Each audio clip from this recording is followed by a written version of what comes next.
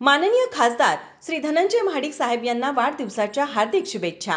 वाढदिवस जनसेवकाचा, आपल्या माणसाचा, आदर्श खासदाराचा, समाज कार्याप्रती एकनिष्ठ, विकास प्रति कर्तव्यदक्ष आपला माणूस। शुभेच्छुक भीमा बिल्डर्स अँड डेव्हलपर्स, किवेस्ट infra, high steel developers.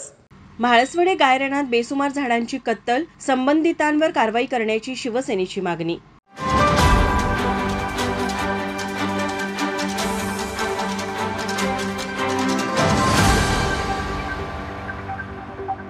Shahuwadi तालुक्यातील म्हाळसवडे येथील गायरानमधील गट नंबर 83 मधील सुबाबूळ तोडण्यास आणि वाहतूक करण्यास ठेकेदारांनी परवानगी घेतली होती। मात्र संबंधित ठेकेदाराने गट क्रमांक 83 सह त्यास लागून असणाऱ्या दुसऱ्या 118, 81, 117, 123 आणि 124 गट क्रमांकातील 800 ते 900 झाडे तोडली आहेत। याबद्दल ठेकेदारासह कर्तव्यात कसूर म्हणून वनक्षेत्रपाल, वनपाल यांच्यावरही कारवाई व्हावी अशी मागणी शिवसेना उद्धव बाळासाहेब ठाकरे पक्षाच्या वतीने करण्यात आली। आज शिवसेना पक्षाच्या वतीने उपवनसंरक्षक अधिकारी गुरुप्रसाद यांना निवेदन देण्यात आलं। गायरान येथील 3 ते 4 कोटींची झाडे तोडली असताना ठेकेदारावर किरकोळ कारवाई करून जंगल लुटणाऱ्यांना वन अधिकारीच पाठबळ देत आहेत का, असा सवाल यावेळी उपस्थित करण्यात आला। शासकीय गायरानमधील बेसुमार झाडांची कत्तल केली जात असताना उपवनसंरक्षक यांनी आपली जबाबदारी व्यवस्थित पार पाडली नसल्याचेही आरोप यावेळी करण्यात आले। याबाबत बोलताना शिवसेना उपनेते व जिल्हा प्रमुख संजय पवार म्हणाले,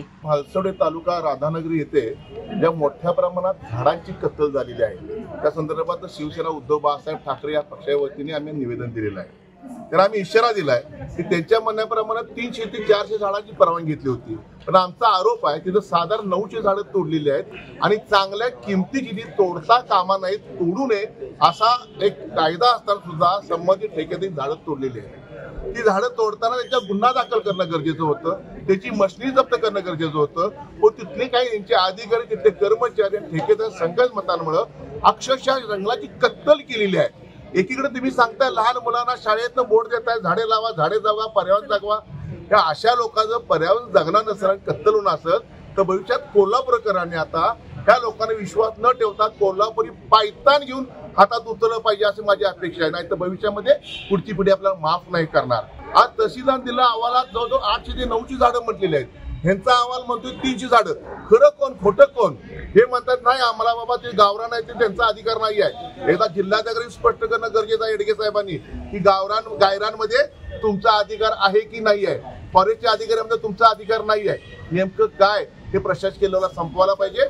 गणेश नाईक वनमंत्री आहेत, त्यांचे वरिष्ठ अधिकारी आहेत, शिवसेनेने यांना सांगितलेलं आहे कोणत्याही कारवाई केली आज त्यांनी आम्हाला आश्वासन दिलेलं आहे ती कारवाई करणार आहेत म्हणून। गुन्हा नोंद करायची आमची मागणी आहे, त्याची मशिनरी जप्त करा तिथं कोणत्याही ठेकेदाराची। नुसते 11 लाख 11.5 लाख रुपये दंड केला समाधान नाही आहे। लहान मुलांसारखी झाडं वाढवायची आणि पुढे तर कत्तल करून पैसे मिळवायचे, तुम्हाला त्यातले काही लोकांना पैसे द्यायचे, हे कोल्हापुरात चालू देणार नाही आम्ही कुठल्या परिस्थितीमध्ये। झाडं जगली पाहिजेत, जंगल जगलं पाहिजे, टिकलं पाहिजे, ही भूमिका आमची आहे। तुम्ही इथं आलेला जंगल टिकवायला आलात आणि एवढी मोठी कत्तल होऊन तुम्ही म्हणता तुमचा संबंध नाही म्हणून। अरे इथं बसून नाही होणार, त्यांनी तर स्वतः जायला पाहिजे, तिथं बघायला पाहिजे ना। भविष्यात बासुळकर साहेब आहेत, उदय गायकवाड साहेब, आमचे देवरेदादा हर्षल ह्यात काम करणारे माणसं आहेत, त्यांना तुम्हाला घेऊन जाणार आहे तिथं खरोखर दूध का दूध पाणी का पाणी एकदा करू, किती झाडं तोडले, कुठली झाडं तोडले बघूया आपण। यांनी कारवाई नाही केली तर निश्चित आपण जागेवर बघू आपण आणि कोणत्या बसेमध्ये याचा पाठपुरावा करून संबंधित गुन्हे नोंद दिवसापर्यंत आम्ही गप्प बसणार नाही आहोत। माझा महाराष्ट्र न्यूज कोल्हापूर ताज्या घडामोडी पाहण्यासाठी माझा महाराष्ट्र न्यूजला आजच सबस्क्राईब करा।